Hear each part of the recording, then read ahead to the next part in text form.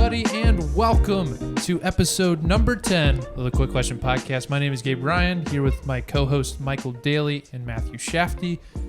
Thank you guys for joining us this week. We are excited to be back. This is 10th episode, as I said before. Double digits, baby. We made it. Yeah, thank you for having me, man. Yeah, thank you for being here again. Michael is a new host as of last week. He's here to share his football, soccer, and basketball expertise with us. We are very grateful to have him here. So, how was your weekend, everybody? Heartbreaking, man. Heartbreaking loss to the Packers. Yeah. Man, that one hurt. Blowing a 14-point lead in the fourth quarter, losing in overtime. Tough weekend. Oh, yeah. Oh, I'm sorry. Shafty, your Lions won. That's right. Oh, it was a great Somebody's 21 points in the second half. Beautiful. Was it one quarter? I don't really remember. But because you can't really watch it here in Cincinnati, it's all red zone. So that was very annoying. Yeah. And Michigan State won, and then Michigan State lost in the boat.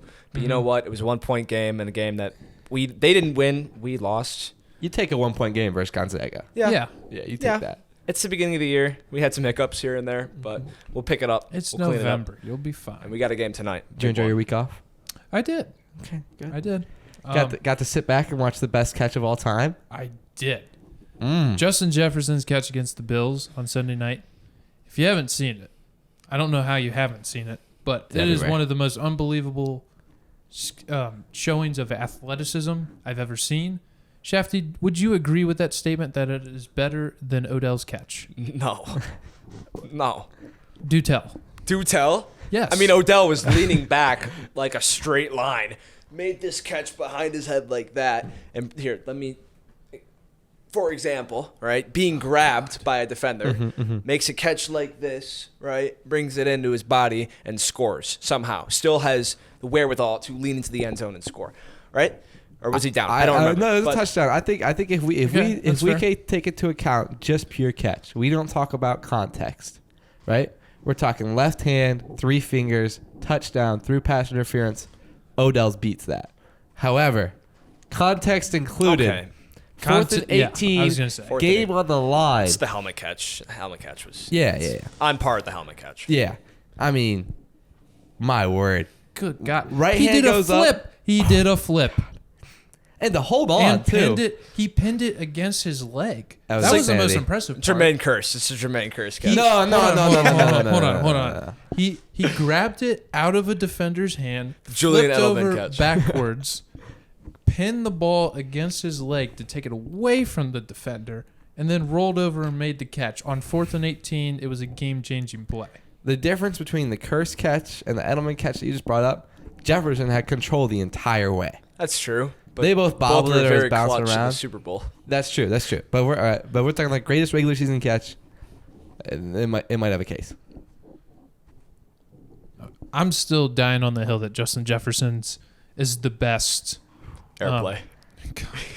This is the best catch I've seen in quite a while. This happens all the time. Someone named Joe needs to change the name of the television because it just says 50-inch TCL or whatever. But we're going to shout out Kiki. Who's trying to get into our TV. All right. With that being said, Michael, do you want to continue your conversation about the World Cup and preview some of the teams? Yes, I would. So we picked off after Group D. So I'm going to pick it up right with Group E. And I'm going to start with the 2014 champions, Germany. 2018, there's a little curse that's happened in recent years where the reigning champion has not shown up. And that certainly hit Germany hard in 2018 with losses to Mexico and Korea that ended their tournament run. And they're out for revenge this time. They got the best midfield pair in the world in Joshua Kimmich and Leon Goretzka. They play together at Bayern. They have all the chemistry in the world. This is a team that can go head-to-toe with any team in the world. They tend to have a little bit of a weak defense, so that's where their issues will come. And I think in the knockout stage, that's where we'll eventually get to them. But they certainly have a lot of potential to not only win this group, but end up making a run at the whole thing and tying Brazil for the most World Cups ever. Okay.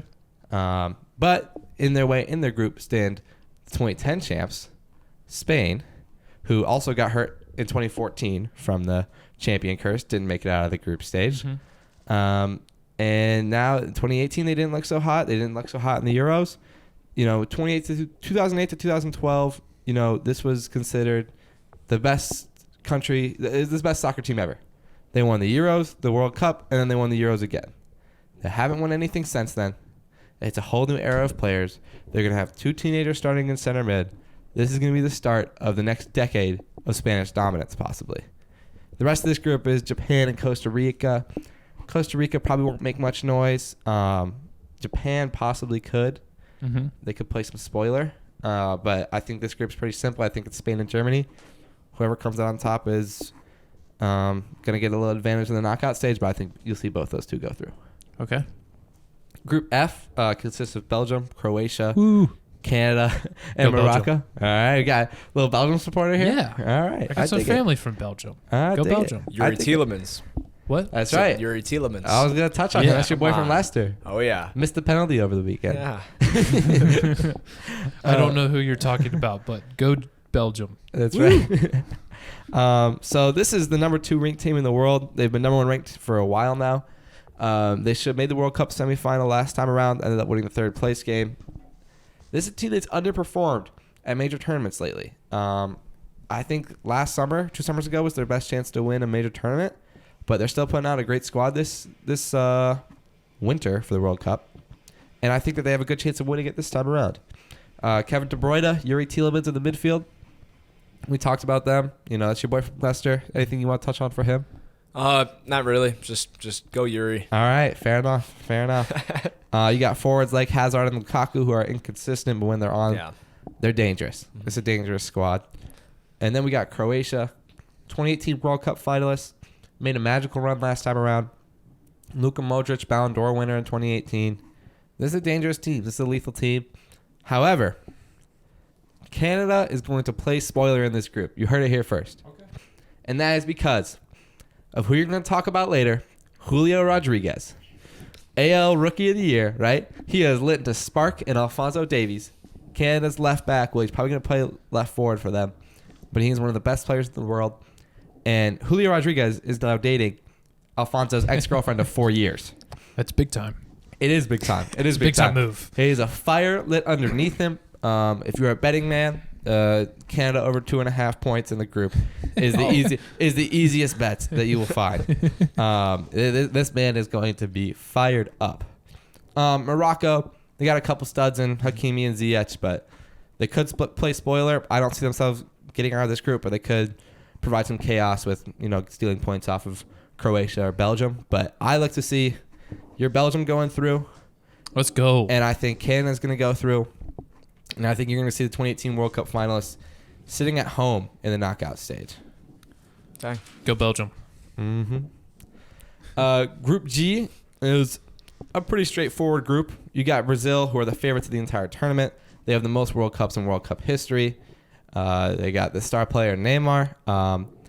I'd love to see a lot of people want to enter him in that top 10, top 20 of all time discussion. If he wants to launch himself and solidify himself into that discussion and maybe even make a case for top 5, maybe one of the best Brazilians ever, he's going to have to show up in this tournament. He's going to have to win this tournament. This team is going to revolve around him. We've seen him show up in major tournaments before. 2014, he unfortunately got injured in the World Cup when he was in Brazil, and that led to that abysmal 7-1 loss versus Germany. Mm-hmm. I don't think that'll repeat. It's tough. Mm-hmm. But I think the Brazil's managers has some important decisions to make, and there's 2 key players that he needs to put out there that he has not been putting out there with qualifying. And number 1 is Vinicius Jr. He just won the Champions League for Real Madrid. He's probably one of the most informed wingers in the world. He's one of the best dribblers in the world. Mm-hmm. This guy has to be playing for Brazil. And the second guy that has to be playing is my own Bruno Guimaraes from Newcastle. Newcastle's 3rd in the Premier League right now. Bruno's far and away the best player on this team. He needs to be starting at center mid for Brazil. They got Fred from Manchester United starting at center mid right now. Man United, people don't like him. He doesn't even play for them half the time. It has to be Bruno in the midfield. His jersey is coming right here, right now. It's in the mail. Oh, really? It's in the mail? It's in the mail. Yeah. It's in the mail. So that's my guy. That's exciting. 2 other interesting teams in this group are Switzerland and Serbia. And they were in a group with Brazil last World Cup around. And there's a lot of drama between these 2 nations. Mm-hmm. And there's a lot of Swiss players who are from Kosovo, I believe. And it's a part of Serbia, but it's not really a part of Serbia. It was a part of Yugoslavia. Oh. So there's a lot of beef between the players on Switzerland. There's a lot of beef over there. Exactly. Over territory. And so last time around, the Switzerland beat Serbia 2-1 in the World Cup, and they threw up an eagle like this. And that was a sign of the Kosovo flag. Mm-hmm. So they are not happy. They're not friendly with Serbia at all. And I think the Switzerland players they got them in 2018, and they're going to get them again this time around. I think they're fired up politically, and they are willing to back their homeland. Okay. The other team in this group is Cameroon. I don't expect them to make too much noise, unfortunately. Sorry to our Cameroonian friend Ryan, but I think this is going to be a 3-team group. It's going to come down to Switzerland versus Serbia, and I'm back in the Swiss. So Group H is going to be. I think I skipped a group. No, I did not. Did you? No, I don't think you did. Okay.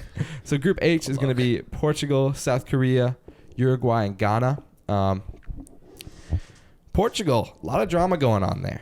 Cristiano Ronaldo, his manager at Manchester United, just spoke out saying he doesn't want him on the team anymore. He said, I don't want Ronaldo to play for this team anymore. I want him out of the club. So he's 37. He's nearing the end of his career. Full of drama, and maybe he can put that aside and put Portugal on his back in this World Cup. We've never really seen him have team success at a World Cup. He had individual success last time around, but he has 0 goals and assists in the knockout stages, never really shown up there. So what's the reasoning for not wanting Ronaldo? Is it just because of his age? Is he slowing down? Yes, but he's still the best striker on that team. He's a bit of a diva now. He's always been a bit of a diva. He's like Tom Brady. In a way, yeah. He's more like Aaron Rodgers, you know. Yeah, that's a good comparison. Yeah, I can back that. He's Aaron Rodgers who's bounced around and everyone thinks he's a GOAT, but he's really not. You know? Is he gonna try ayahuasca? Maybe he needs to get on the perks for the game, I guess. Exactly. I mean, we'll see what happens with him, man. I personally don't think he's gonna show up at this tournament. I think too much stuff is going on around him. I think this is Uruguay's group to win, and it's an interesting transition between Luis Suarez and the biting from the 2014 World Cup, and the new star striker Darwin Nunez, who's been playing well for Liverpool recently. Started the season off slow, now he's balling. I think that this Uruguay squad is dangerous. I think they can make a deep run in this tournament. I think this group is theirs to win. They had a quarterfinal run last World Cup. They eliminated Portugal in the round of 16 last World Cup, and I fully expect them to eliminate Portugal again. However, South Korea, they got Heung-min Son. Oh, yeah. Absolute baller. He is a baller. The question right now is whether or not he'll play. He claims he'll be fit. He had an eye injury.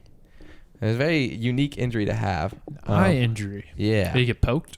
I believe so. I believe it was some sort of terrible poking. And I think a gouge? Would it be called a gouge? I haven't seen it. Maybe he'll just play him with the eye patch. Can he play with one eye? I mean, I don't know. The field. The pirate. That's right. But South Korea is going to go as far as he goes. If he's fit and he's playing in this tournament, this could be a dangerous squad, and I fully do expect him to knock out Portugal in this tournament if he is playing.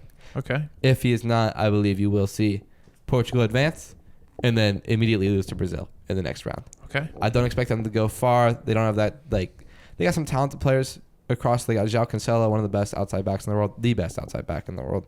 However, they just don't flourish as a team. They haven't had any success in a major tournament since 2016. I think this team's going to end up flopping. One of the biggest flops of the World Cup. Okay. It's unfortunate. Similar to Ronaldo, flopping everywhere. And then Ghana is last. Does he have girl trouble too? Is that a part of it? I don't think so. I think he's... Well, that's good. He's bounced around. He's actually will not step foot in America because he could be arrested for sexual assault. Nice. Yeah. Well, that's not good. But jeez. His son, however, was born in America. Oh, so he's a citizen. So he could be playing for us in about a decade. That would be so cool. That is cool. I doubt that'll happen. But if he ever gets into some trouble in Portugal or somewhere, right? He's always welcome to America. He's always welcome. Is he good? Is he good? Oh, he's like 12. So okay. Well, yeah. I think he's been good. I think he's been good at putting up good numbers. Cool. Last team in this group is Ghana. They're the 61st ranked team in the world. They're the lowest ranked team in this entire tournament. Mm-hmm. They got some good players. I don't expect them to make much noise. I think this is a battle for the second spot between Portugal and South Korea. Okay. Well, thank you for that, Michael. Thank you. Next topic that we are going to cover is some MLB free agency. We've been kind of quiet the last couple of weeks with baseball talk. We really didn't talk about the World Series, which, if you aren't up to speed, the Houston Astros defeated the Philadelphia Phillies in the World Series. They won 4-2 in 6 games. Astros pitching was unbelievable outside of the 2 games that they lost. The Phillies made an unbelievable comeback in Game 1. In Game 3, they hit 5 home runs against Houston starting pitching, which is almost an anomaly that never happened. And then they got no hit the next game. So, Astros absolutely pitched their way to a World Series. Their bullpen had a sub-1 ERA throughout the entire postseason. They used their bullpen less than pretty much everybody in the majors, which their starting pitching was just unbelievable. So does this change anything about the Astros' first championship and how you view that and how you view the Astros' legacy? I mean, obviously there's always going to be something to be said about the 2017 team. They did cheat. Like, that's just factual. Like, you can't take that out of the equation. You can't hide that. But I do think, at least in the way that the players are viewed, like, a lot of people when that came out were like, oh, they can't win without having sign stealing. They can't win without knowing what's coming. Well, I don't know if you watched them hit, but they were okay. Yeah. And they didn't know what was coming. Yeah. And obviously the Philadelphia Phillies don't have the best starting rotation and the best bullpen in the world, but they played some pretty good pitchers. Oh, yeah. And they obviously, if you win the World Series, you have to do something. Yeah. And Yordan Alvarez hit one of the longest home runs I've ever seen with my own 2 eyes to dead center field in Game 6. Whoever is doing the StatCast and said that was 450 feet is about 50 feet short. It's got to be lying. It's about 50 feet short. Got to be lying. He hit it on top of the batter's eye in center field at Minute Maid. I never buy that stat. Yeah. I mean, it's unbelievable. But Alex Bregman, Jose Altuve, who were on the team in 2017, they're still really good players, and you can't take that away from them. I think they were trying to prove something to baseball, basically. And if you look at what they've done since then, they've made it to 3 or 4 World Series. They've lost a couple times. Yep. They've been in the American League Championship Series every year if they haven't made it to the World Series. They're an unbelievable franchise. And to have Dusty Baker come in there and kind of turn the page on what happened, he's the perfect guy to do that. Mm-hmm. And really good for him that he finally gets that World Series win after so many wins in the regular season. I think he's going to be a first ballot Hall of Famer, no doubt now. Mm-hmm. I think that was the last thing from his resume that he needed. But Astros will always be known as the cheaters. That's just the way the history books will work. But they're still a really good team. And obviously they proved that. Matt, do you think Altuve belongs in the Hall of Fame? Ooh. That's a tough question. It is a tough question. Is a tough question. Sure, why not? Because people cheated. He cheated. That's why not. I know. Well, impressive given his size. Mm-hmm. That is, I mean, you ask even Hall of Famers that are in there. There's definitely people that have cheated. Absolutely. Steroids. Absolutely. Gambling, whatever. There's some not great human beings that are in the Hall of Fame. And if you want to make the case, it's even like the argument with Barry Bonds and Pete Rose and all these people. Pete Rose just wrote a letter to Rob Manfred basically begging to get into the Baseball Hall of Fame. I was going to say, if Altuve gets in, you'll put Pete Rose in. The problem is there's no like continuity with decision making. Mm-hmm. It's just it's a mixed bag. Welcome to sports. Yeah, exactly. It's just hypocrisy. So, with that being said, I think Altuve should have a fair shake, but I don't think the things that he had done, the cheating scandal, the buzzer thing. Do you remember the buzzer thing? Yeah. Mm-hmm. Wouldn't take off the jersey? Exactly. Yeah. Nope. So, that you can't leave that out. I think that's the problem. Okay. But now moving into some free agent talks. We have a pretty interesting offseason ahead of us. Aaron Judge is on the table. The Yankees, you're stupid if you don't re-sign them. I think there's no other way to say that. You can't let that guy get away. Now, on the flip side of that, he is going to be 31 years old to start next year's season. So, for teams that are trying to sign him to an 8-10-year deal, I don't know if that makes sense. I personally don't think it makes sense at all. So the teams that are willing to pay Judge for 4 or 5 years at pretty much max contract are going to be the ones that are going to be in the mix. And I know the Giants are really interested in signing him. I know the Dodgers are not out of the equation. They're not out of the equation with anybody. Yep. But the Giants, he's from San Francisco. I think they really want to sign him to be kind of like the Barry Bonds of this generation. But the Yankees, he's the most popular player on the planet in the biggest market, arguably in the United States. I mean, LA's up there too. But the Yankees are where the stars are. Yep. That's right. Not necessarily where the best players are, but the most popular players. Mm-hmm. And what Judge has meant to that organization, he still hasn't gotten that World Series win. Mm-hmm. If he comes back, he'll be a captain.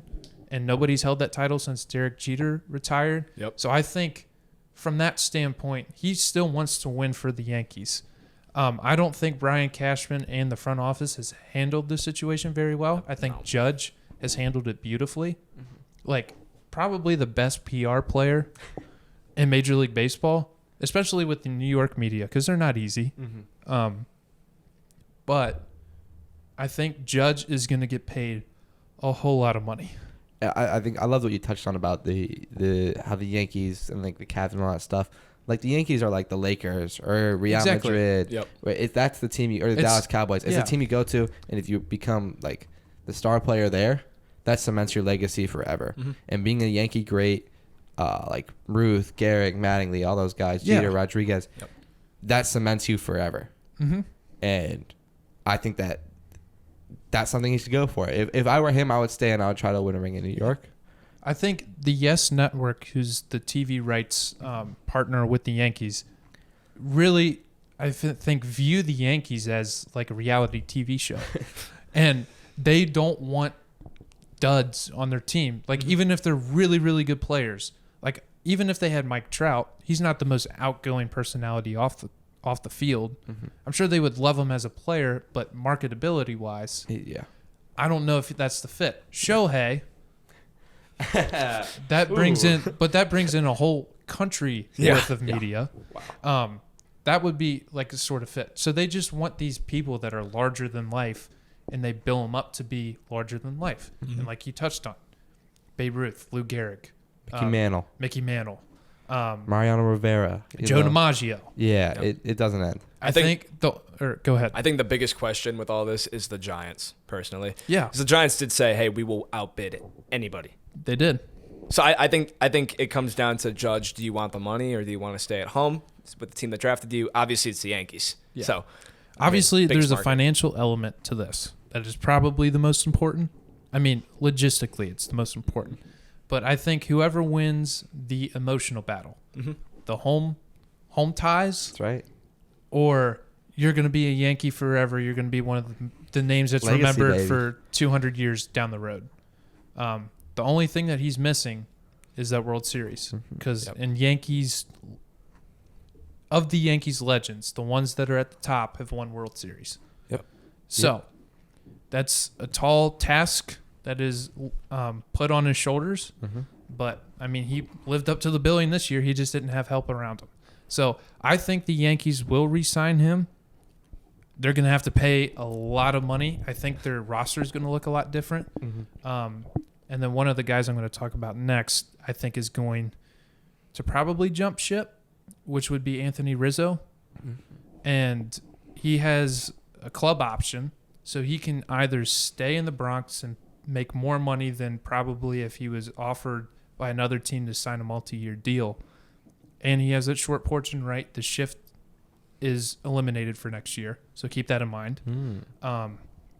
So I think Yankee Stadium is a great fit to hit in, but I don't know defensively if Rizzo is still the same as he was as a Cub. I think there's some other teams that are really looking at him to be a potential fit for first base, the Houston Astros being one of those people, because Trey Mancini was there after the trade deadline, and I don't think they've re-signed him yet, and I think that position is open. Anthony Rizzo's on the Astros would be quite an interesting story. Mm-hmm. And that would also take away a huge bat in the Yankees lineup, which I think they're trying to do both things. Mm-hmm. They're trying to break down the Yankees as much as possible because that's their biggest threat in the American League. Another guy, Jacob deGrom, where's he going to fall? I think the Mets have a good chance at re-signing him. I think the team that may surprise you that might be pretty up there in the bidding is the Texas Rangers. Really?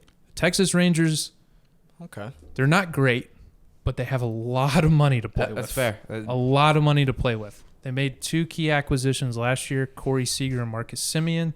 They have some young starting pitching, starting with Jack Leiter in their farm system. They've got some good young arms down there. They have a couple established veteran guys in the rotation, and adding somebody like deGrom is an attraction to other players. Like, that's the other part of this, is an organization is going to sign somebody if they can attract more talent with them for the opportunity to play with them. You look at, like, this is a football example, but the Cincinnati Bengals, nobody in their right mind would ever want to play in Cincinnati. No. Ever. But because Burrow is there, Yep. people are more attracted to. Yep. Now, is it Hall of Fame caliber talent? No. But it's a step in the right direction. Mm-hmm. And I think the Texas Rangers would make a huge move if they could lock up Jacob deGrom. But he is 34. He's getting up there. His injuries have been an issue the last couple years. Yeah. So we'll see how durable he is. Especially, like, you throw 102 every pitch with a 93-mile-an-hour slider. I don't know how his elbow's still attached to his body. Like, that's incredible. And his shoulder. But 2 other big names, Dansby Swanson and Trey Turner, both at the shortstop position. The Atlanta Braves have done an unbelievable job in signing their young talent to 7-8-year deals and locking up 5 starting position players so far. The last one that I think they would love to re-sign is Dansby Swanson. Now, are they going to absolutely max out his contract? No. And the reason being, they already have so many guys locked up to deals that they can't spread that much money around every single year. But I think Dansby Swanson is going to get a good sum of money from the Atlanta Braves, and he's going to be able to be on competitive teams that are going to compete for a World Series year in, year out, every single year. You have Austin Riley, Michael Harris, Ronald Acuna, Ozzie Albies, Matt Olson, all locked up for the next 7 years.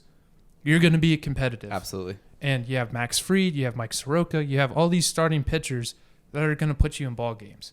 And I think for Dansby, it would be really hard to walk away. But one team that I think could make a solid push for him is the Yankees. Ooh. Dansby as a Yankee makes a lot of sense in my brain. Wearing those pinstripes, he's such a solid defensive player. He won a Gold Glove this year. Former number 1 pick, right? Number one. Number 1 overall, yeah. He's lived up to the hype. Yep. Sometimes he's streaky with the bat, but who isn't? And he, I think Yankees fans would love to replace Isaiah Kiner-Falefa with anybody, maybe a sack of potatoes. Just throw him out there in shortstop. But Dansby, I think, would be very solid for a very long time. He'd be a force in their lineup. He'd help them offensively and defensively. It's either way. I think he is from Georgia, so there's that home tie. Yep. Loves playing for the Braves. And as much as he's kind of like a Freddie Freeman in a way. Like, he's been there for a while. He's got his ties. Ring. He can go. He's got a ring. He could go. But Freddie Freeman was guaranteed a World Series this year and didn't win one. So that's the nature of sports. Like, you're not guaranteed anything. So we'll see what happens. And then Trey Turner obviously played with the Dodgers the last 2 seasons. I think a landing spot for him, either he gets re-signed by the Dodgers, which I don't know exactly if that's going to happen. Philadelphia Phillies need a shortstop, and they need somebody. They had Edmundo Sosa, who was with the Cardinals to start the season, then came over to the Phillies. If the Phillies wanted to make a play with some speed, with some athleticism, defensive prowess, They are terrible at defense. It is a miracle defensively that they survived to the World Series. And Trey Turner he's not the best defensive shortstop, but with that athleticism, he's going to make plays. He's going to be good. And then stealing bases, hitting home runs. For his size, he hits a lot of home runs. Extra base hits, extending doubles to triples. I mean, he's a must-see talent. He recorded his own video to send to teams that is narrated by John Hamm. It's like a 3-minute video, which is amazing. Yes. Which is so cool. Besides the point, he would be reunited with Bryce Harper, former National. He'd be back in the division that he started his career in the NL East. And they had teams make it to the World Series 3 out of the last 4 years. So it's going to be competitive. I think the Phillies could be an interesting landing spot, but any team that has a lot of money is going to sign him. And I lied. Last player. Justin Verlander just opted out of his contract with the Houston Astros. So he's getting up there in age. I know you have talked about him coming back to Detroit, and I know you would love that. But I don't think he's at that stage yet. Oh, he's there. He came off. He just won the Cy Young, or he's going to. We can pay Okay, here's the thing. We'll pay him. Well, you're getting Here's Kate the Upton thing. back too. You know? Exactly. She wants to be back in Michigan. Let me finish With my her thought. I think he's going to be more intrigued by getting $30 million by the New York Yankees or the Mets or somebody that's got a chance to win another World Series than going back to Detroit to finish his career. I don't think he's done. I think the next iteration, wherever he lands up, is going to be maybe the Detroit coming home party that you've dreamed about. So my dream is that we can sign Wilson Contreras, Justin Verlander, and Carlos Correa. I think Contreras is going to go to the Cardinals. That makes sense. That makes a lot of sense. It does make a lot of sense. You touching on the Phillies makes me realize how great these last few weeks have been. The fall of Philadelphia. Oh my God! The Eagles losing last night to the Commanders. They were undefeated. Phillies losing in the World Series. You can even throw in Philadelphia Union losing in the MLS final. It's been great. They had so much hope. Philadelphia Flyers. They had so much hope. That city was flying so high. Yeah. And look at them now. I mean, watching those playoff games in Philadelphia, like looking at that atmosphere, like it would have been impossible in my mind for them to lose a game. And then they get no hit. That's amazing. That's amazing. I mean, the game prior, how many runs did they put up? Like 7 or 8? They had seven runs on 5 home runs. Yeah. Bryce Harper homered on the first pitch he saw, and I thought the place was gonna collapse because of how loud it was. And then the next night, they get no hit. Absolutely nothing. Yeah. Nothing. It was so quiet. I love it. That speaks to the experience of the Astros, I think. Oh, Absolutely. exactly. Absolutely. I mean, they could play in any They might have environment cheated. and they would have won. They cheated again. The pitching, No, not this. I'm saying they might have cheated before, but they still had the experience. the pitching was just so good. So moving on, I know Shafty. I wanted to talk about one more thing. Yes, sir. Just wanted to mention the Phillies one more time. Could you imagine them getting Trey Turner and Jacob deGrom? I don't think they'll get DeGrom. Well, they already got Syndergaard, I was gonna say, deGrom back together. and Wheeler. Yeah. And Wheeler. But Yeah. still, I don't think Stevie Cohen's going to allow that. It's an in-division rival. I think Steve Cohen would legitimately give a player $800 million in desperation to keep them there. He is not above that. He has so much money. He has so much money. Yeah. And he's crazy in a way. He's crazy in a way. So he will throw as much Watch money. it happen, though. You know what I wouldn't be shocked is if he threw that much money at Aaron Judge. You know how much of a heel move that would be? Oh, my gosh. That'd be crazy. Aaron Judge wouldn't have to move. No, he wouldn't. And he'd just be in Queens. And Michael Caseman, one of our friends, would be the happiest man on earth. So would Frank still Frank miss the the Tank, playoffs. too. And they'd still miss Frank the the playoffs. Tank would be happy. Except they wouldn't have pitching. Well, Max Scherzer. But Wait, has someone Could else? you imagine if the Mets re-signed DeGrom, signed Verlander, had Scherzer still? they just it'd be the Tigers all over again. Exactly. Yeah. Plus DeGrom. Wait, has someone else taken the Frank the Tank nickname? No, I'm just talking about Frank the Tank being a From Barstool. yeah. Okay, being okay. a Mets fan. Yeah. I just want to make sure Yeah. no one's taken Frank Kaminsky's nickname. No. Okay. Oh no, Frank the Tank is Frank the Tank. Frank Frank the Tank is Frank Kaminsky. the Tank is the big guy from Barstool. Yeah. But he shouldn't take that name. That's Frank Kaminsky's name. That's back-to-back Final Fours. Hey, the Twitter handle for year. Frank the Tank is Frank the Tank. That's terrible. And the Twitter handle That's for Frank terrible. Kaminsky is not Drop Frank step. the Tank. That's terrible. The my drop step goodness. that killed an entire state that I'm from. Oh, that was glorious. 38-1. Talking Okay. about college basketball. Do Yeah, you want to start speaking talking of. about college basketball? Yeah, I'll first kind of touch the reactions. I wanted to mention a few teams that really seriously underperformed in week 1 of college basketball. Florida State is 0-3. They played nobody, right? Wow. TCU, I just wanted to mention them for a moment. And I said it earlier in the year when we were doing our Big 12, whatever, breakdown in a way. I said TCU, I don't understand how people have them as high as a 3 seed coming in. I know they have the experience coming back. I get Mike Miles is a good player. But, what were they last year? An 8 or 9? Yeah. It's like I just don't see the switch flipping, really. And It's nice for you to see the Seminoles stinking in basketball, isn't it? Oh, it's still hurts every time. yeah. But So TCU is 2-1 right now. And they started the year playing like Lamar, Arkansas, Pine Bluff, and they were in close games. They won by 1 against Arkansas, Pine Bluff, and then they go and play Northwestern State and lose. It's like, okay, yeah, wow. TCU, and they're playing in the Big 12 too. This is a really good conference this year. There's no way in my mind that TCU wins that conference. Not anymore. Not a chance. We can, if we want to head over to the Pac-12 as your friend Charlie. Yeah, shout out Charlie. Yeah. Shut up, Chuck. Yeah, don't say I didn't do anything for you, Charlie. So I was gonna last episode I was moving super fast. My battery was low. The Zoom was being Zoom, and Your phone and computer died in one episode. Yeah, That should be an award. Honestly. the third team I wanted to mention was USC. USC also lost to a nobody, and I mean, I don't know what's happened. Like the first week of college basketball, there's been all these big name schools, and even Oklahoma too. Yeah. They're not big name, Villanova? but they're like good. Yeah, Villanova. Louisville? They've struggled.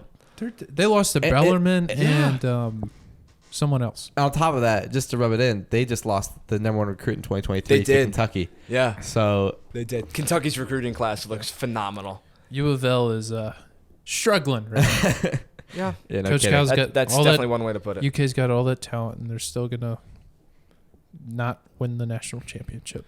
It's sad. It's really sad.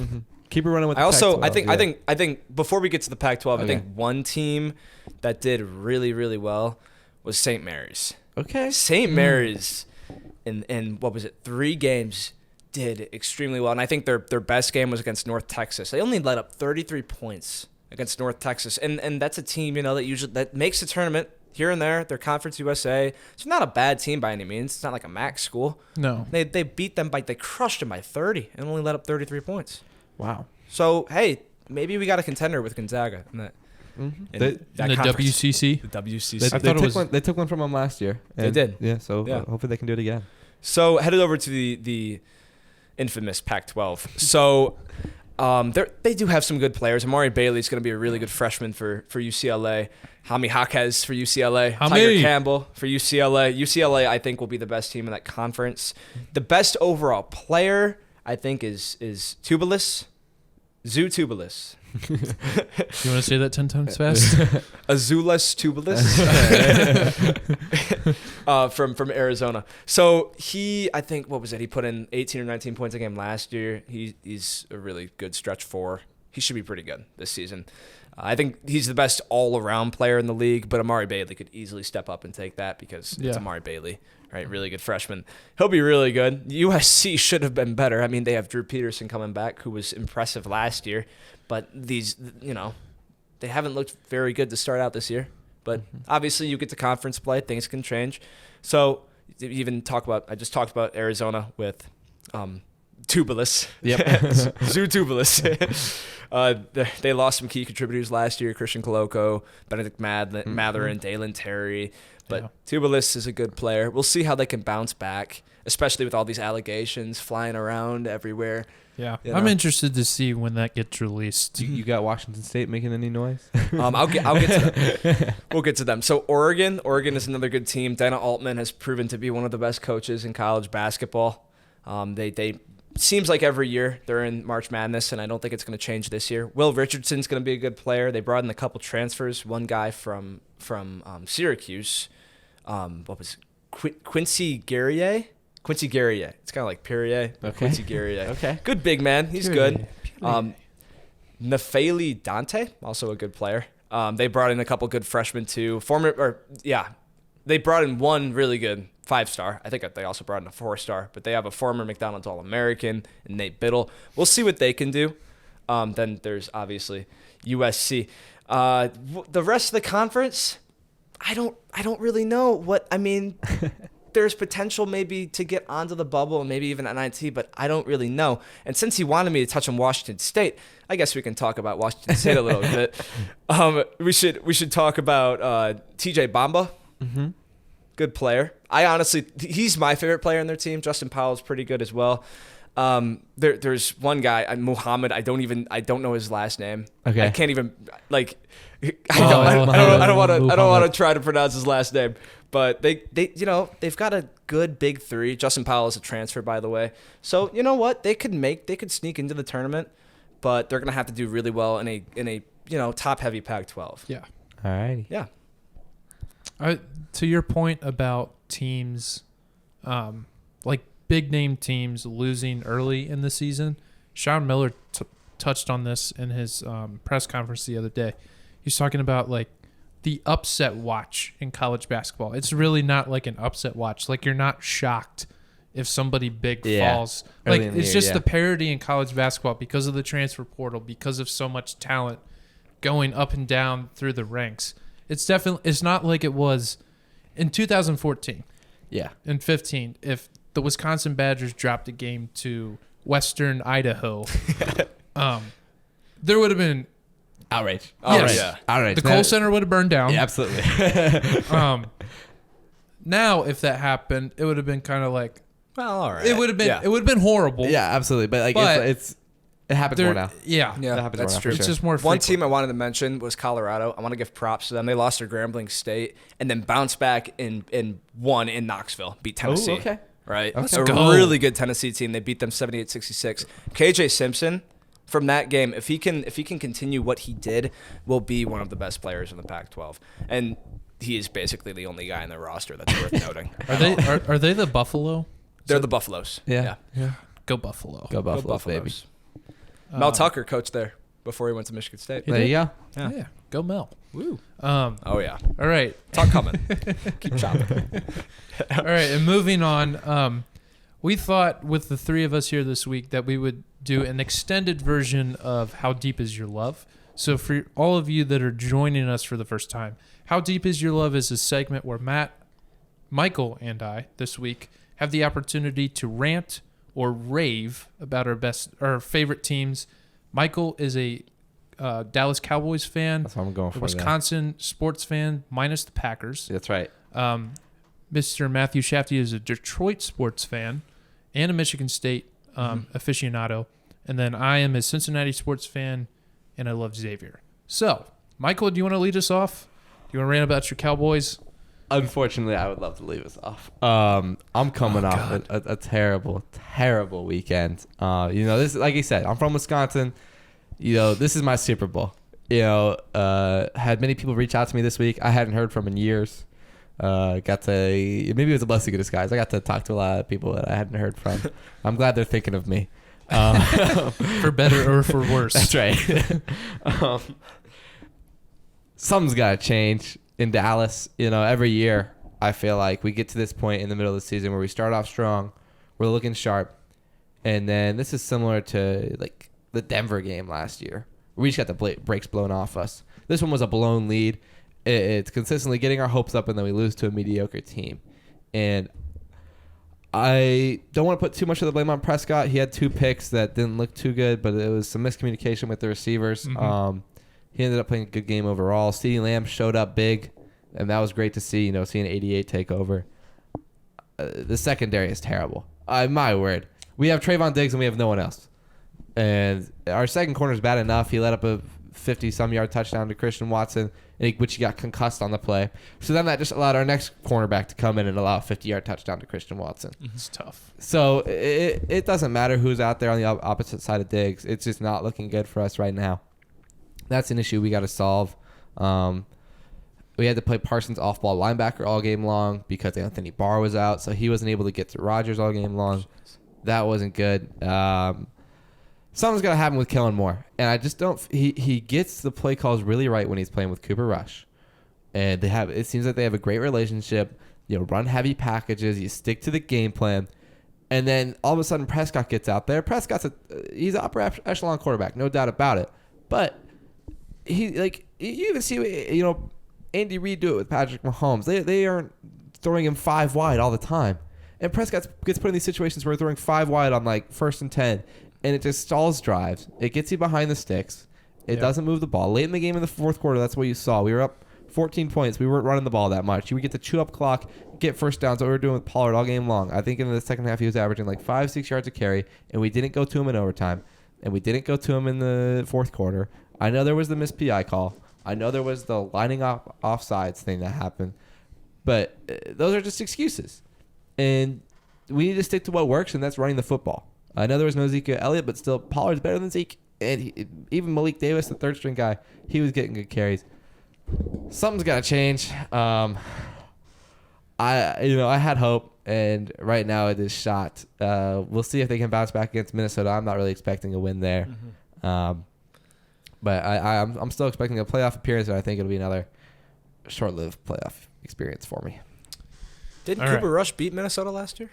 Cooper Rush beat Minnesota last year, and Andy Dalton beat him the year before. Never know. Did it hurt more that the Packers are terrible and then Aaron Rodgers has arguably his best game against you? Does that sting worse? Because you hate that guy, don't you? Oh, yeah. He's my least favorite man on the planet, probably. Him and Tyler Hero. I'm with you on that. Yeah. I think it stung more because we were winning in the fourth quarter. And usually it's the other way around, where it's like the Packers grab a lead, and we make a comeback, and then something happens in the fourth quarter. Rodgers just puts us away. Okay. This was more of Rodgers didn't necessarily put us away. Nope. It was more. I mean, Christian Watson obviously balled, but it was just like the offense stalled, and they were just. Rodgers was throwing to wide open guys. I'm not gonna. Okay. I'm not giving credit to him. No way in hell. All right. Well, the Bengals couldn't break my heart this weekend, so I appreciated that. Yep. The Reds are in the offseason, which is awesome. And the Xavier Musketeers are 2-0. Go X, baby. Yeah. We'll see if it's 3-0. Jinx. Or we'll see if it's 4-0 because we'll see if it's 4-0. Sorry, Fairfield. Before we get to Indiana on Friday, they got a big game tonight against Fairfield. Huge game. And hey, we'll see us there. Some respect. What's Fairfield's record? 0-2. Where is Fairfield? Who did Fairfield play? I don't know if it's Fairfield, Connecticut. You know what? I don't know where they're from. But what I do know Neither do I. is I think on paper they are better than Morgan State and Montana. Okay. So this is their toughest test to this point. Okay. Now, is it a Big East caliber, Big Ten caliber opponent? No. Obviously not. But it's a 9 o'clock game. Mm-hmm. It's an easy game to not get up for. You have a big game looming at the end of this week. It's a very easy game to gloss over. So I think this needs to be an easy game tonight. This needs to be an easy game. Yeah. Last year I'd be a lot more concerned because Travis Steele rode the roller coaster of emotions, of talent level. They were not consistent one bit. I think Sean is very demanding. He does not put up with any type of BS. Get off the weed. Exactly. Anyways, I think Xavier wins tonight. Fairfield offense plays very deliberate, very, very slow. I'm interested to see how the defense reacts to that because defense is probably the weakest part of this team coming into this season. It's defense and three-point shooting. If they can correct those two things or at least get more consistent on the three-point shot, I think they're going to be good.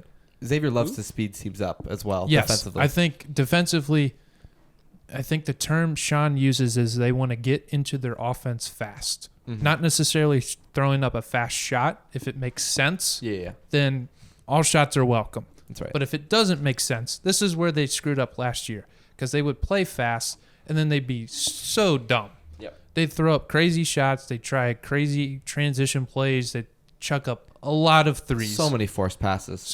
Passes. Just stupid forced passes that can easily be corrected. But defensively, we'll see if they can execute their system. We'll see if the freshmen, if the newcomers can really execute what they're trying to do, not overhelp on the big guys. That was one of their problems in the first half against Montana. They haven't put 40 minutes together on the defensive end. First game, they were a lot better in the first half. They weren't as good in the second half. Flip-flop for game 2. I think this is a big confidence builder for Indiana on Friday. And then obviously the Hoosiers make their way to town on Friday night at 6 p.m. in the Cintas Center. The Hoosiers are currently ranked number 12 in the country. Trace Jackson Davis is the marquee player for the Indiana Hoosiers. He's going to be a force. Jack Nungy and Zach Fremantle are going to have their hands full down low. Unfortunately, those two are not the best defensive big men in the world. Offensively, they've been playing really well, especially together. Like, I think they have 7 assists, which big men usually don't tack assists. But if you watched them the other night, they were moving the ball really well between each other. They were catching guards on back doors. I think if they're unselfish and very involved in the offense, that takes their offense up to a new level, especially 2 bigs at one time. That's really hard to match up against, especially in college basketball. Trace Jackson Davis, though, could have 50 points. We know that. I think Xavier might have a slight advantage on the offensive end, at least with the guards. I think Colby Jones spaces the floor. He's just a matchup problem for any team. Swiss Army knife. If Kiki Tandy, Adam Kunkel, Sule Boom, and even the freshmen, Claude and Kraft, if they show up shooting, that's going to pose a problem for Indiana. They're not a great perimeter team. They do not shoot the ball well. They made 11 threes in their last game, but if you watch the threes, they could have ate a sandwich, mowed the lawn. They could have done so much stuff before they decided to shoot the ball, before the defense came. So it's going to be a packed house. Did you guys get tickets? I did. Mine. Okay. Well, these 2 secured tickets. Tickets were very hard to come by for this game, especially for the students. Resale value for the tickets actually has gone down. I saw they were at what, $120 yesterday?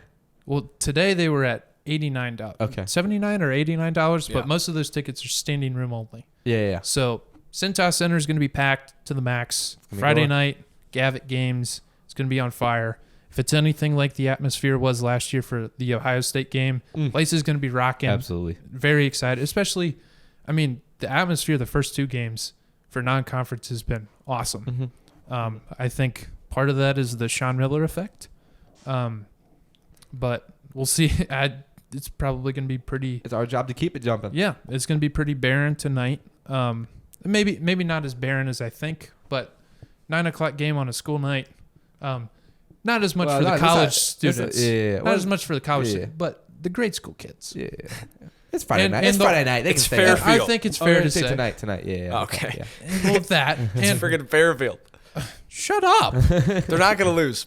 Okay. I don't think they'll lose, but But they also, got to show up and play well. Yeah, if they that's play true. shaky and Indiana, I get it. You got to get momentum going into it. It's friggin' and I Fairfield. think it's fair to say, outside of the students, the averaged age of the rest of Cintas is not young. No. No. I know someone joked in our improv today that it's like 85 up, which maybe is not that retirement extreme. home. It is. But, you know, it's late. They- to be they- out. they- It's cold. Cintas is very dark. It's like a coffin. Yeah. It's, It is very dark. It is very dark, but it's like good stadium Good for the lighting. light show, you know? Yeah. Exactly. Yeah. But I think they get it done. Indiana's going to be a tough test. If they can get the crowd on their side, establish themselves early in the game, I think they have a chance to win. If they let Indiana bully them around, especially inside, it's going to be a tough game, but there will be a good amount of Indiana fans there, I think. Yeah, I'm excited. I think so. I'm excited. Yeah. The one thing that plays into the advantage is the season ticket count. Yep. At least for Xavier, 84% or something. 84% are season tickets, and that's not counting students. Okay. And the band. Okay. Can't forget about the band. So I think and the cameraman. Yep. I'll be running around on the court, which will be fun. But the last thing I was going to say, Xavier's got a very tough schedule coming up. They have Indiana on Friday. They have the PK 85 next week, which Michigan State is playing in. They're in the opposite bracket. Yep. But they play a good Florida team. They have a chance to play Duke, Gonzaga, Purdue if they advance beyond that.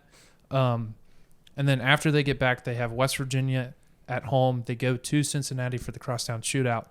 And the IARP hearings about cheating in college basketball. So you saw Memphis get their penalty.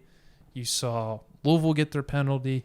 Kansas self-suspended. Bill Self. Yep. See what I did there? I loved it. And the Memphis and the Louisville hearings, the details of those and the suspensions were handed out basically a month apart.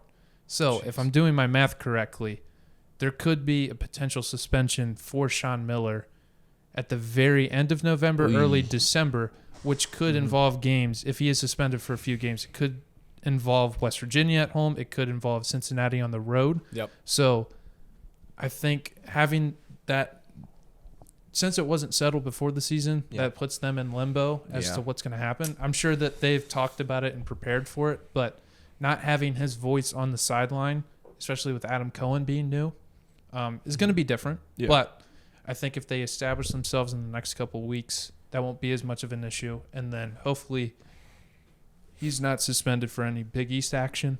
But I guess we'll have to see. And even if he doesn't get suspended by the NCAA, Xavier imposes a self-suspension. Okay. Yeah.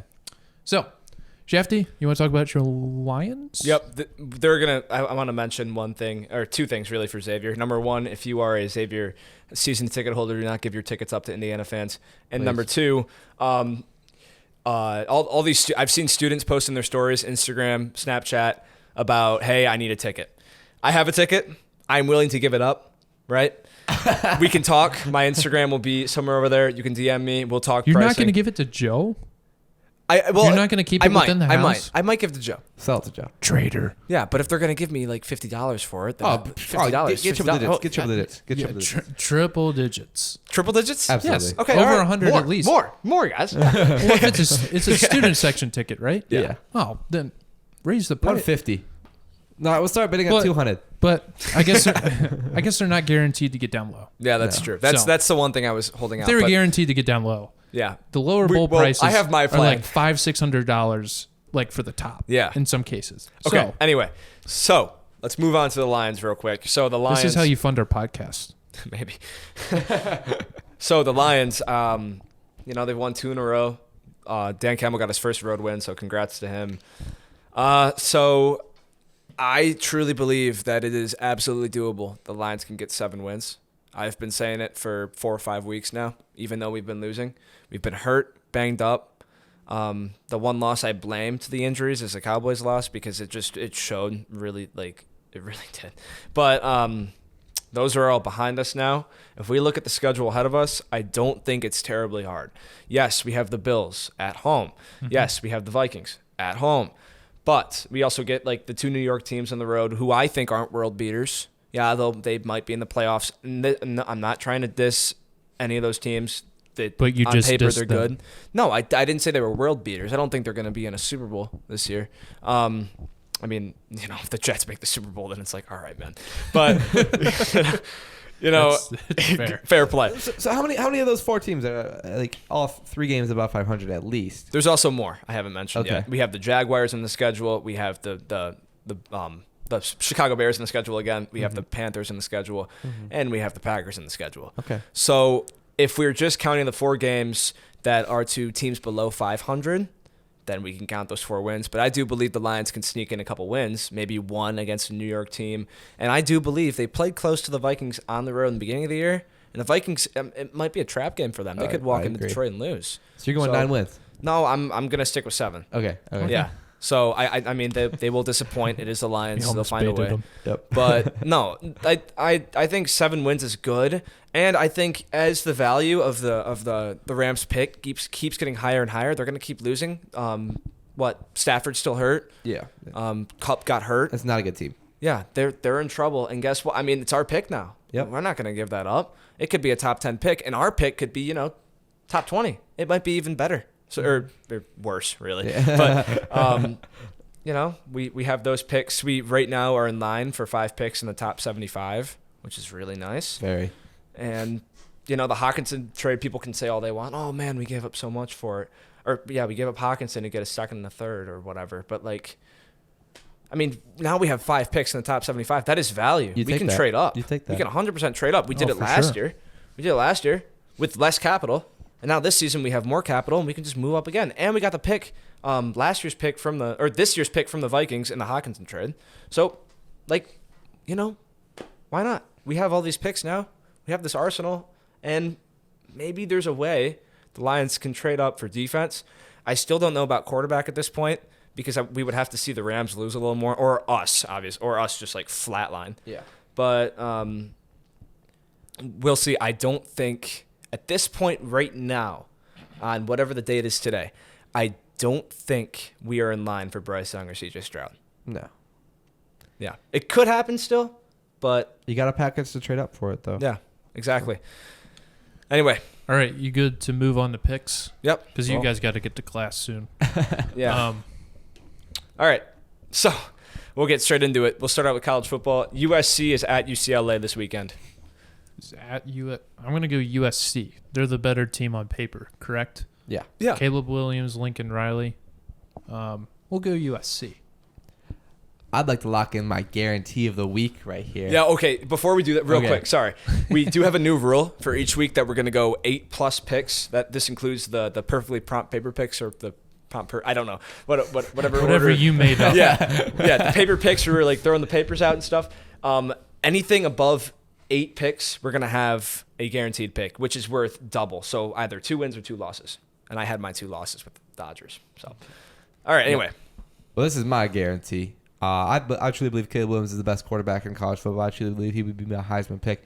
And I think he's also got an incredible NFL future in front of him. They were my national champion pick before the season. I'm still riding with that as long as I can sneak into the playoffs somehow. Give me USC. Okay, so I'm going to go UCLA in this game. So I'm not really going to call it an upset. They lost to Utah on the road earlier this year, and I think Utah and UCLA are very similar teams. So I'm going to go UCLA. I think DTR is a really good quarterback, and I think the home environment gets to USC. Okay. What home environment? It's in UCLA. Yeah. Yeah. Have you seen their attendance? No. It's not great. And they just lost a bad Arizona team. Yeah. At home? On the road. Okay. But still. It's kind of like... I believe in UCLA. I believe in DTR. Okay. All right. Why not? So. Next game? Utah and Oregon. Their Pac-12 game for your friend Charlie. I can start this time. We'll go to my side. Why not? And I'm going to go Oregon. Even though they did suffer a loss last week as well. Osmond Stadium will be a packed house once again. And I think that Oregon wins. Bo Nix is a good game. I'll go Oregon. Okay. I think the Bo Nix train it's crashing. It's crashing hard. I think Utah and USC are the 2 best teams in that conference. Give me Utah. Okay. Next, we have Champions Classic. We got Kentucky, Michigan State. Let's start with that. Well, Sheboy is on limited minutes. Shavir Wheeler, is he hurt too? Point guard? No idea. He might be hurt.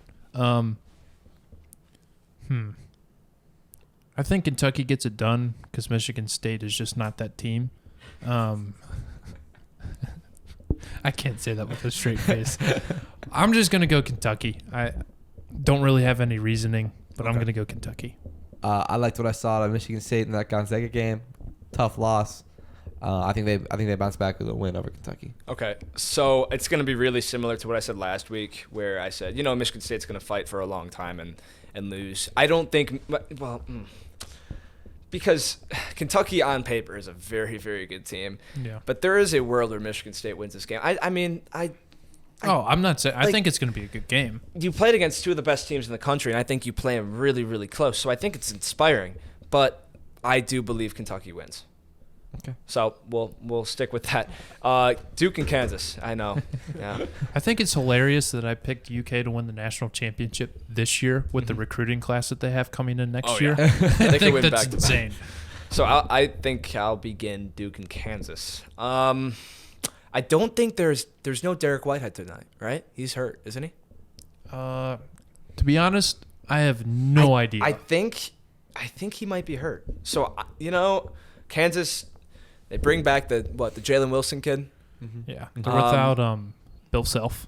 Obviously, take that into consideration. So this is a tough one. I think I'll go. This is tough. This is really tough.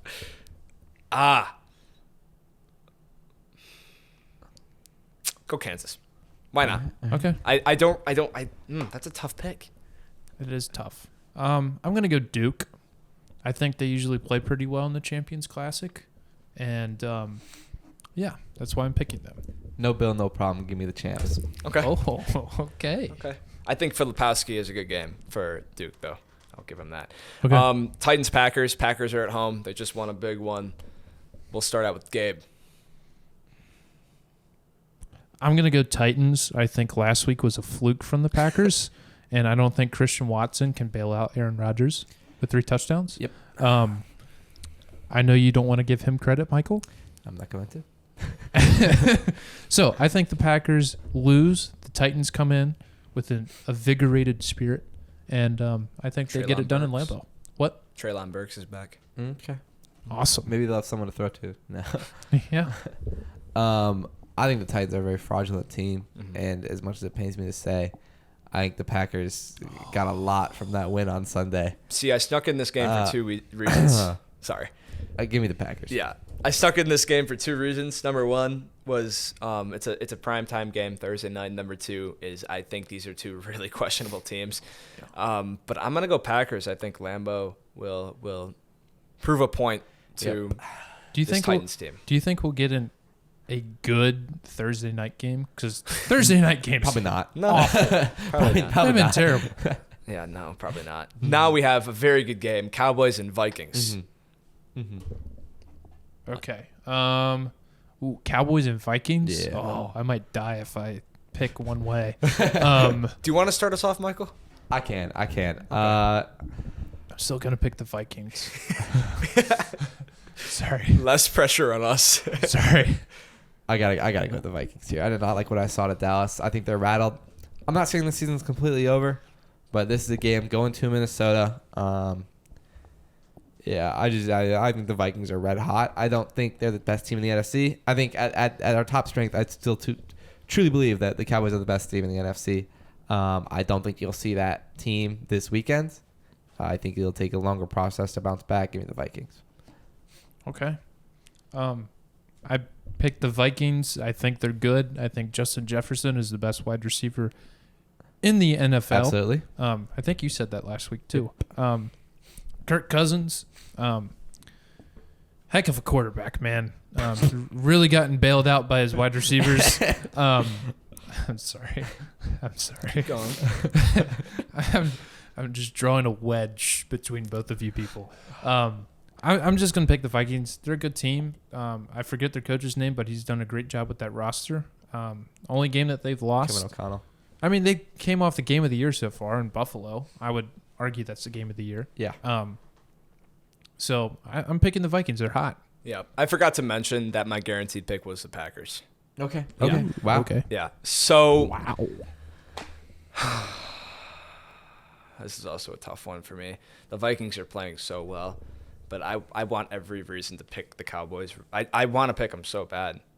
I don't know why. I just really want to pick them. Okay. And I'm going to pick the Cowboys. It's a tempting pick. You got the better quarterback. You got the better defense. Mm-hmm. I mean, I don't think it's the wrong way to go. I think the Cowboys shock the Vikings. Okay. Yep. Cool. Now we have we have USA versus Wales. I cannot speak. Yeah. So Gareth Bale against us. Yep. Okay. I'm going to pick the US of A. That's right, baby. Obviously. Right. And my reasoning for this is I don't know if you all are big Ted Lasso fans. That's right. But I don't know if you saw on social media yesterday, he put up billboards for every player on the team in their hometown and That's wrote awesome. inspirational messages and personal messages that are on a billboard in their hometown. One is on a barn, one is on a school. Mm-hmm. The coach, Greg something. Burwalter? Yep. Yeah, whatever his name is. Berhalter, yeah. He's from Chicago, so there's a big billboard in Chicago. Okay. Really funny messages, but obviously the Ted Lasso, the heartfelt messages. That's right. I think that's going to inspire them to victory. I don't think they can lose now. Mm-hmm. USA, I think, gets it done against Wales. Really don't know much about either team. I think we have Christian Pulisic. Is that correct? That's right. Okay, I got one player right. Is that your guarantee? That is my guarantee. Yeah, all right, there we go. Punch it in, USA. All right, I love it. God bless America. What can you say? I'll be dressed up in my American suit. You have an American suit? Sorta. That's awesome. It's my roommate's, but I'm taking it forever now. Whose is it? It's Michael's. Oh, Yeah. of course, Caseman. Halloween weekend is a funny story for him. We don't need to get into that. The podcast. I don't want to know. Yeah. But if Weston McKennie is healthy and we have the dominant midfield three over Wales, McKennie, Adams, and Musa and/or Reina or Aronson. That's the strength of this team. I think we're going to give it straight to Wales. I don't even think this will be a contest. I think USA is going to come out with vengeance. They're going to come out hot. We haven't been there in 8 years. Wales hasn't been there in a while, but they perform at the Euros. And they perform poorly there too. But, we've been waiting this. This is our golden age. This is our new time. We got to put on a show before 2026 when it's here.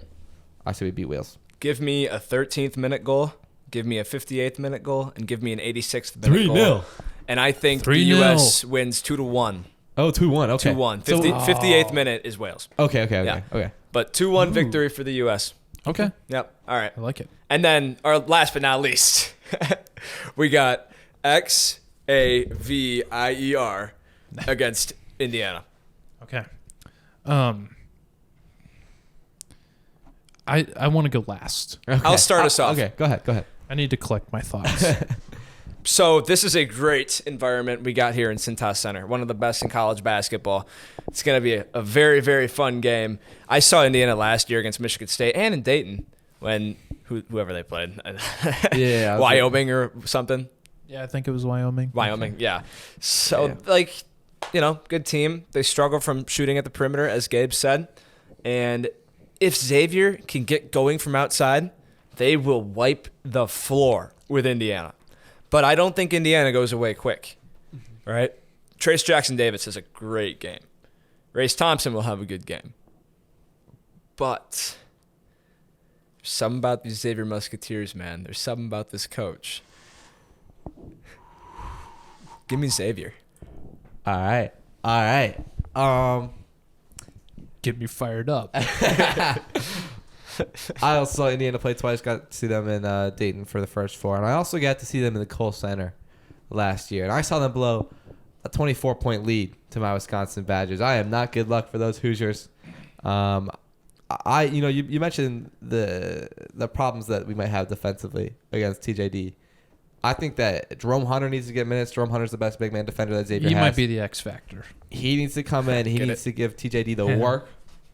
And I think he will. Mm-hmm. I think Miller knows what he's doing. I think we need to keep Desmond Cloud on the bench as far away from the game as possible. See, I disagree with that. But Indiana's overrated. Sully Boom's going to come out and dominate on the perimeter. I think that you'll see Cintas jumping similar to the Ohio State game last year. And I think you see the Big East take one over the Big Ten here. Give me X. Okay. So, in collecting my thoughts, I think that there's a potential for this game to be lopsided in one way. If Indiana comes out and establishes a post presence, just absolutely dominates the inside with Trace Jackson-Davis. Slows the game down. I think that could potentially present a huge problem for Xavier, and I think that could be a very lopsided affair.